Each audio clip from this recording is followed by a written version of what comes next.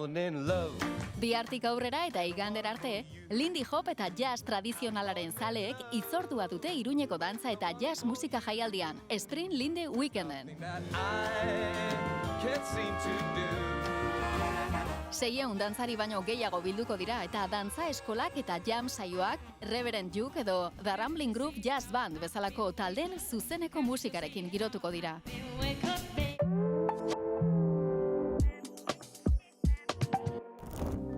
Azkuna zentroak Txus Popoio artista multidisciplinarraren ibilbideko proiektu nagusiak bildu ditu Anonima erakusketan. Relacionarse con obras que de otra manera sería muy difícil. Erakusketak artistaren diziplinarteko estiloa nabarmentzen du eta zinemaren, bideoaren, argazkiaren eta instalazioaren bidez, errealitatearen eta fikzioaren arteko mugak esploratzen ditu.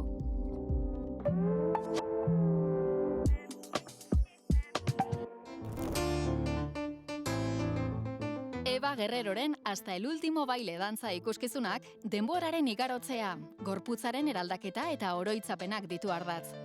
Zuzeneko musikaz girotuta eta autobiografia eta fikzioan hasiz, memoria eta belaunaldi arteko harremanak aztertzen ditu. 2026ko Galdakao Dantz jaialdiaren programaren parte izango da.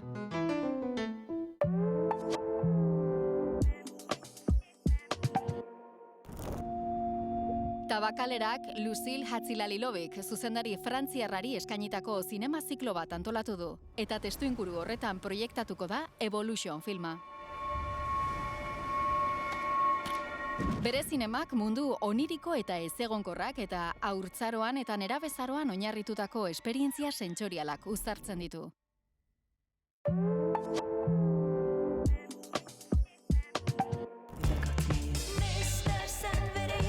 Altingan taldea, Garip izeneko azken lana aurkezten ari da.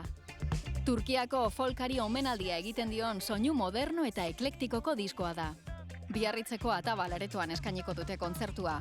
Anatoliar psikodelismoa, groove eta orkestrazio zinematografikoa batzen dituen emanaldian.